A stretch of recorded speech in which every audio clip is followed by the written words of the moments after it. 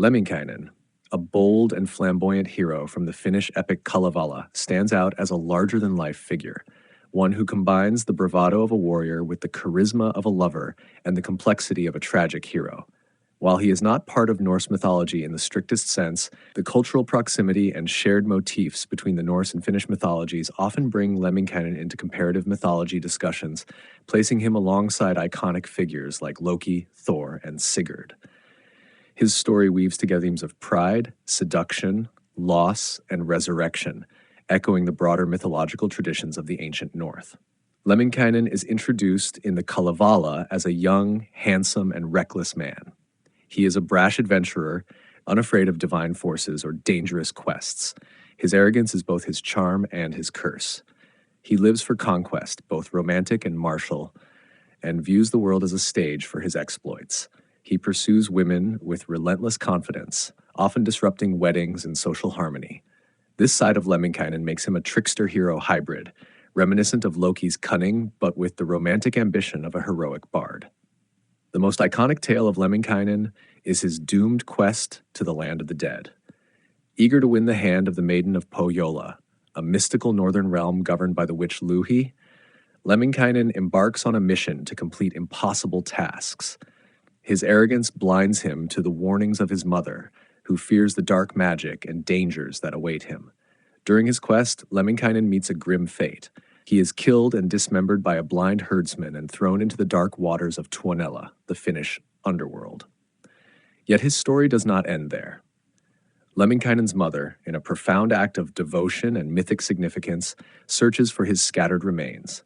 She gathers his body parts, reassembles him, and with the help of divine bees and sacred incantations, brings her son back to life. This resurrection tale resonates with the myths of Osiris in Egyptian lore and Balder in Norse mythology, emphasizing the cyclical nature of life, death, and rebirth that permeates ancient mythologies. This moment of rebirth transforms Lemminkäinen into a more complex figure. Though still proud, he becomes more cautious, more aware of the costs of hubris. His relationship with his mother, a powerful figure in her own right, underscores one of the major themes in the Kalevala, the strength of familial bonds and the vital role of women in both life and myth. Lemminkäinen's mother is not a background character.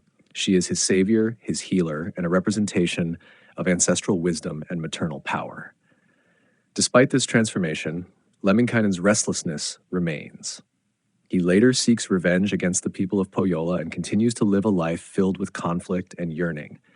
His myth is not one of clear triumph or defeat, but of endless striving, the eternal chase for glory, love, and redemption. He embodies the flawed hero archetype, someone whose brilliance and downfall are intrinsically connected. Lemminkäinen's mythological legacy has lived on well beyond the pages of the Kalevala. He inspired the Finnish composer Jan Sibelius to write the Lemminkäinen Suite, a series of tone poems including The Swan of Tuonela, which evokes the ethereal and sorrowful atmosphere of his time in the underworld. In modern Finnish culture, Lemminkäinen is seen as a symbol of national character, passionate, stubborn, bold, and enduring. In comparative mythology, Lemminkäinen can be seen as a unique northern counterpart to figures like Orpheus, Heracles, or even Persephone, heroes and deities who journey into death and return. His tale serves as a cultural bridge between the Finnish people and their neighboring Norse and Baltic mythologies, showcasing the shared human fascination with life after death, the power of love, and the cost of pride. Today, Lemminkäinen continues to resonate in literature, music, and even popular media. His story is a compelling reminder that heroes are not only those who conquer, but also those who fall and rise again. His myths remind us that courage often walks hand in hand with folly, and that the heart's greatest battles are often waged not with swords, but with grief, love, and the desire to prove oneself in a world full of divine forces and mortal frailties.